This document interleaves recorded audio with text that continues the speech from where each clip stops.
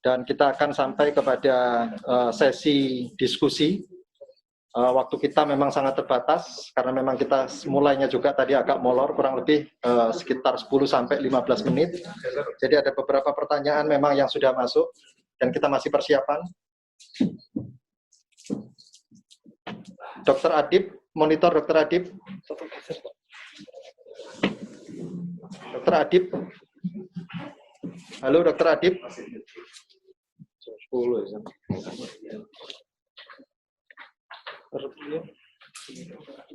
Nanti akan saya sebutkan pertanyaan yang sudah masuk dan bisa live, nanti akan saya sebutkan namanya.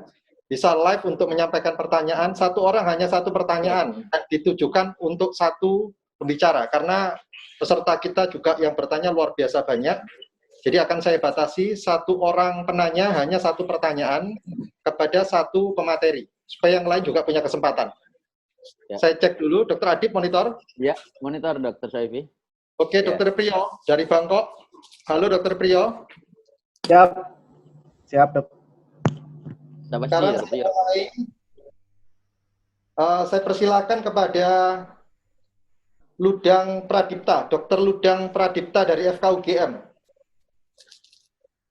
Dr. Ludang Pradipta. Mohon peserta yang lain bisa mute juga kalau misalnya tidak kita mute dari sini, tapi kita berikan kesempatan ke Dr. Ludang Pradipta. Dari FKUGM saya persilakan satu pertanyaan kepada satu pemateri. Silakan.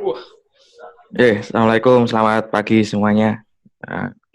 Para sejawat yang ada di Surabaya, terima kasih pada semua presentan dan panitia. Singkat pertanyaan saya, sebenarnya saya ingin bertanya kepada Dr. Agung dan Dr. Priyo, namun nanti bisa dijawab oleh dua-duanya. Yang pertama untuk pemeriksaan SARS-CoV-2 ini, pendekatan molekuler yang saat ini masih dijadikan pedoman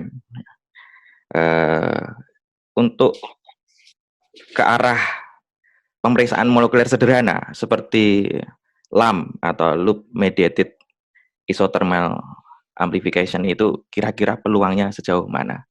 Karena itu paling sederhana dan mungkin Dr. Agung bisa sebutkan gen-gen mana yang paling conserve dan itu yang paling muncul paling tepat untuk early detection dan keberadaannya juga jumlahnya banyak itu.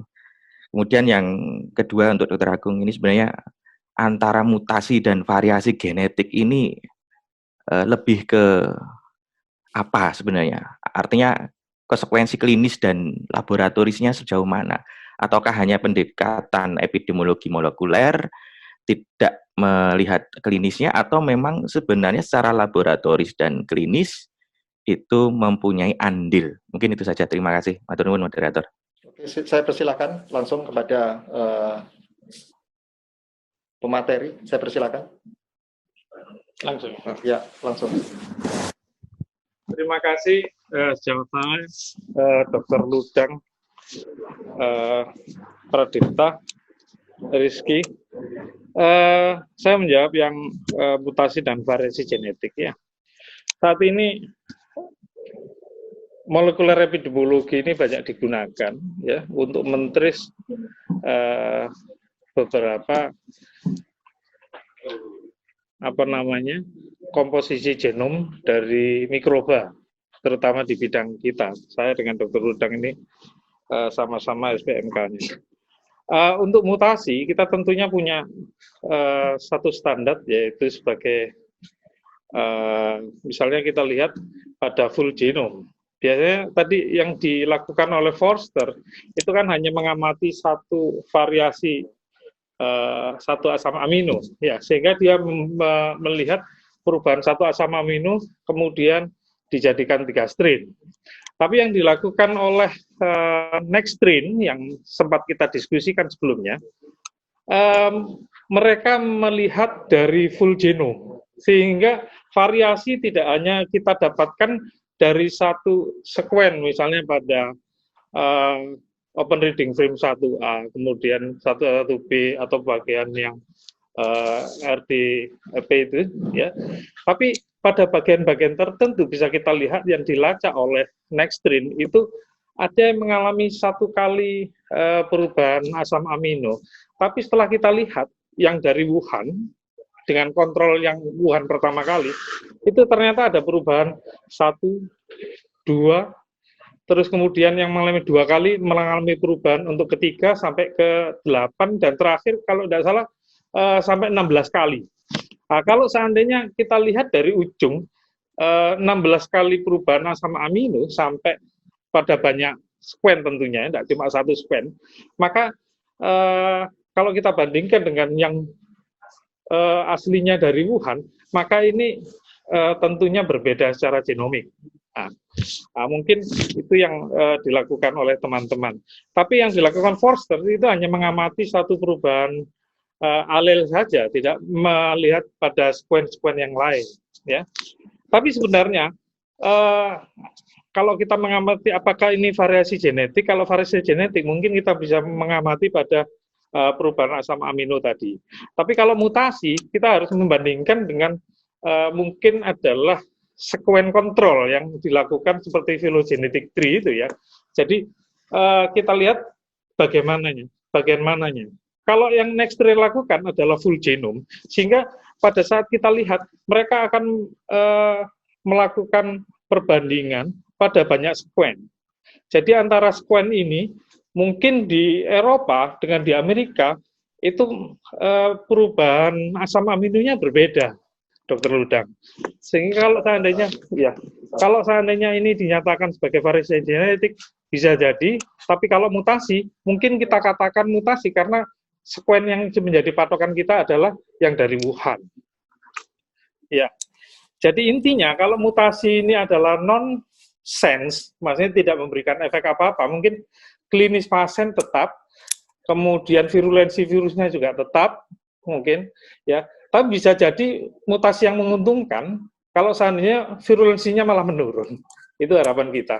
Tapi sampai saat ini kita tidak pernah menghubungkan ini virulensi dengan genomnya sama saja. Karena orang-orang sibuk dengan untuk melakukan manajemen klinis karena penyakitnya berat. Mungkin next time untuk data Indonesia sendiri kita tidak punya data sama sekali. Mungkin itu yang tentunya nanti bisa kita buat bersama. Ya. Terima kasih Dr. Ya. Agung.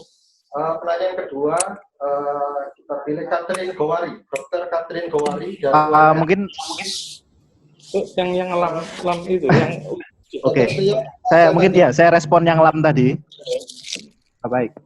Yang lam ini adalah suatu semacam metode yang lama juga yang sudah dikembangkan, tapi untuk yang SARS-CoV-2 ini memang belum ada approval dari WHO untuk melakukan LAM. LAM ini sebenarnya adalah suatu amplifikasi juga, tapi dia tidak berdasarkan siklus suhu.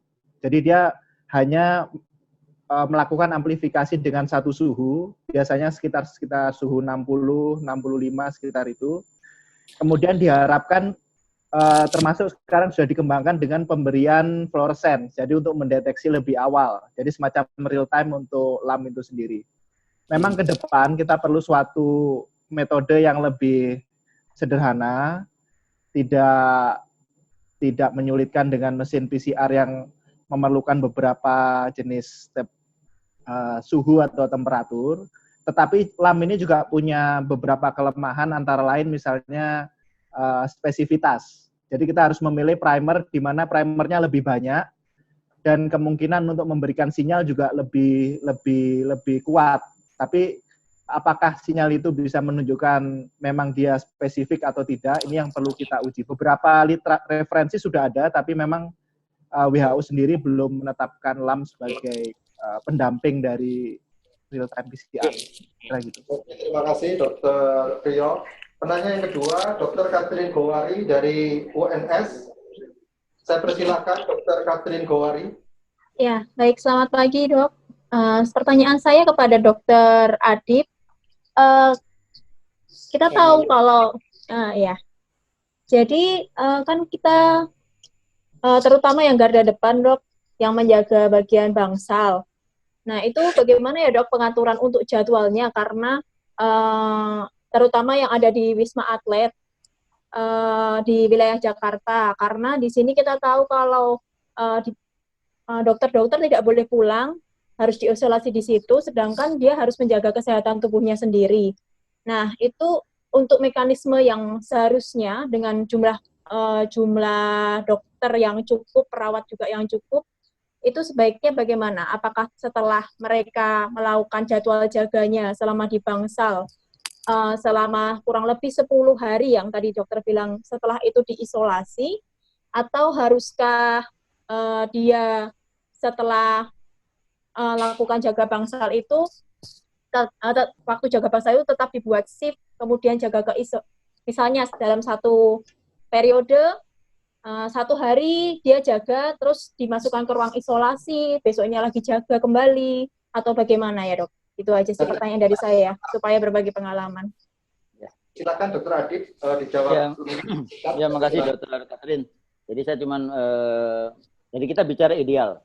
Pada saat kita bicara ideal ada sebuah rumah sakit khusus yang memang itu untuk COVID, maka perlu diatur sebuah pengaturan shift jaga. Jadi apa yang kemudian kita buat di Wisma Atlet itu, shift jaganya tetap dia 3 shift. Jadi ada 3 grup.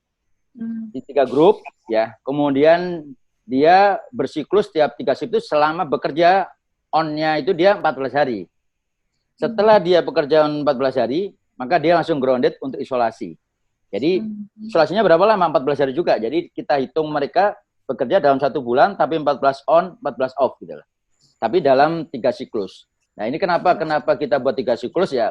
Anda bayangkan kalau di rumah sakit khusus di Wisma Atlet jelas dia merawat COVID soalnya. Tapi yang jadi masalah kan memang pada saat kemudian bagaimana di tempat rumah sakit rujukan, di mana dokternya kadang-kadang masih pulang, ya kan? Ya ini jadi problem karena memang itu yang potensi yang kemudian mau tidak mau akhirnya dibuat aturan internal di rumah sakit. Dia harus ganti baju, dia harus mandi di rumah sakit, pulang dari rumah sakit atau berangkat dari rumah sakit baju yang berbeda. Sehingga dia pulang ke rumah pun dia sudah dalam kondisi yang bersih dari rumah sakit. Jadi itu pola karena dia tidak di-stay-kan. Tidak seperti yang dilakukan di Wisma Atlet. Makanya kenapa saya ingin dorong bahwa harus ada pola bahwa di dalam strategi pelayanan ini harus terpisah. Rumah sakit yang memang dia khusus COVID sama yang non-COVID. Kenapa? Terkait dengan pengaturan jadwal jaga, shift, kemudian pengaturan APD juga. Karena kalau sekarang kita menghitung kebutuhan APD, pasti seluruh Indonesia akan semua butuh APD karena semua harus melayani COVID. Tapi pada saat kemudian kita khusus, nah, cuman masalahnya semua rumah sakit harus bisa melakukan assessment. Ini pertanyaan dari Dr. Pauline juga, bahwa harus ada yang bisa mengevaluasi, mengassessment di tiap pemerintahan daerah mana yang sebenarnya rumah sakit siap. Paling tidak rumah sakit pemerintah disiapkan COVID.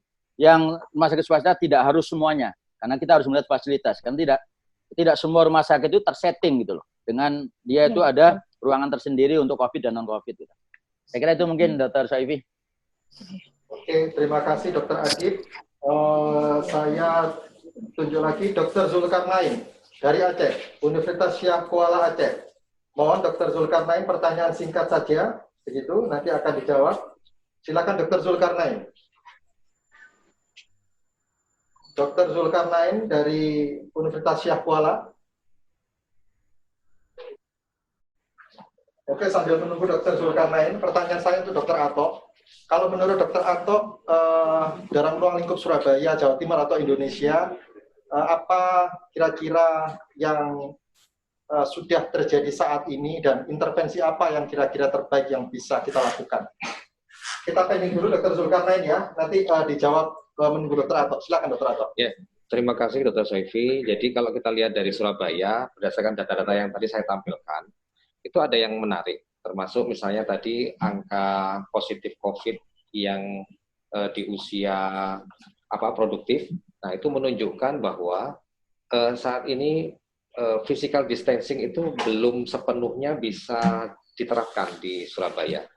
Nah, tidak heran kalau kemudian 2 atau 3 hari yang lalu Surabaya itu mencatat rekor, bahkan melebihi kalau secara umum di Jawa Timur melebihi Jakarta yang selama berhari-hari memegang rekor tinggi. Nah, itu artinya sebagai warning sebenarnya bahwa kalau ini terus-menerus seperti ini, maka mau tidak mau kebijakan yang ada sekarang ini harus lebih tegas lagi.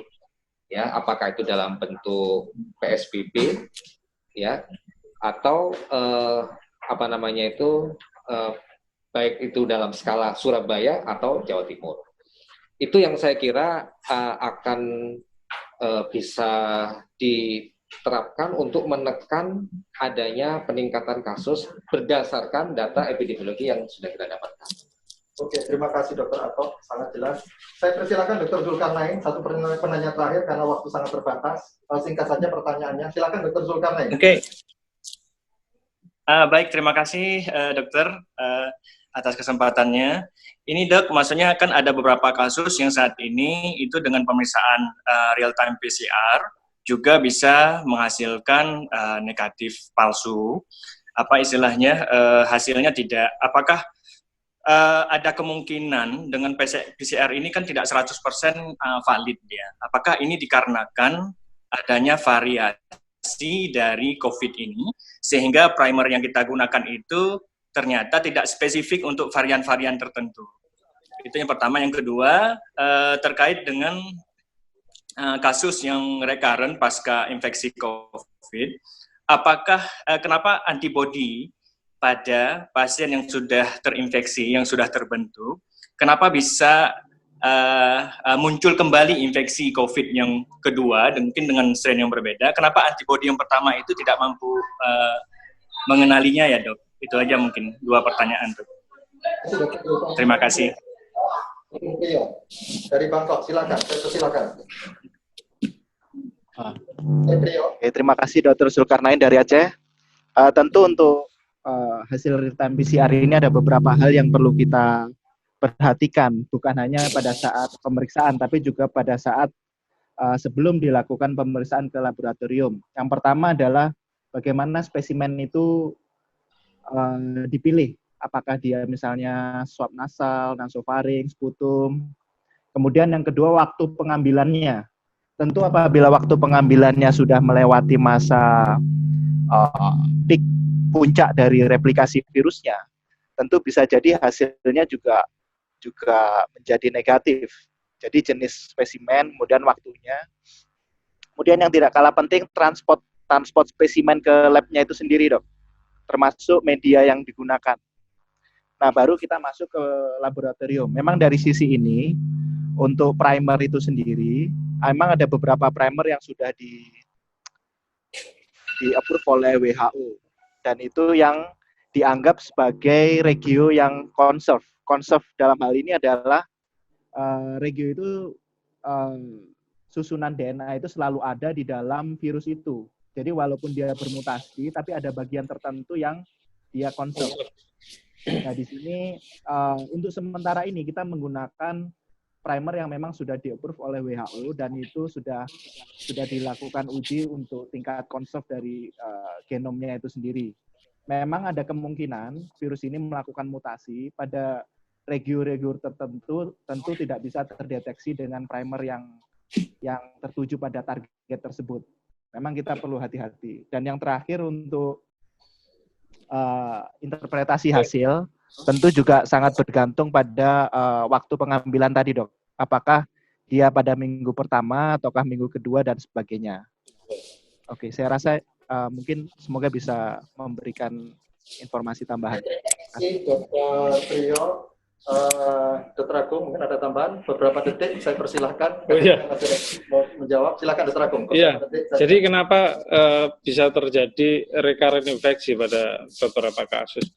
Jadi di beberapa jurnal disebutkan ternyata virus ini bisa bertahan walaupun hasil swab negatif, tapi dia bisa bertahan di dalam tubuh sampai 21 hari setelah negatif swab, tapi sebenarnya swabnya apakah negatif benar atau enggak, tapi ternyata virusnya mampu bertahan di tubuh kita sampai 21 hari setelah dinyatakan negatif. Tapi pada kasus di Wuhan dan beberapa Cina daratan, orang tua bisa menyebabkan virus ini bisa bertahan lebih lama sampai sekitar 49 hari. Jadi mungkin saja bisa terinfeksi ulang. Tapi ada teori yang menyatakan bahwasanya mekanisme ini tidak bisa menjawab pertanyaan itu karena virusnya sama. Sehingga infeksi pertama adalah protektif. Sedangkan infeksi kedua ini yang perlu dipertanyakan ya. Jadi jawabannya kalau kita melihat kalau dia adalah coronavirus, kita belajar dari 2 coronavirus sebelumnya, yaitu SARS-CoV dan MERS-CoV. Itu terjadi proses yang dinamakan antibody dependent enhancement. Jadi antibody yang dihasilkan ya, yang oleh infeksi pertama ini ternyata protektif untuk strain virus pertama, tapi tidak untuk infeksi berikutnya kalau seandainya strainnya berbeda. Strain yang berbeda menghasilkan antibodi lagi yang protektif, tapi antibodi pertama akan membantu proses infeksi oleh virus. Ini terjadi juga pada dengue dan HIV dan seterusnya.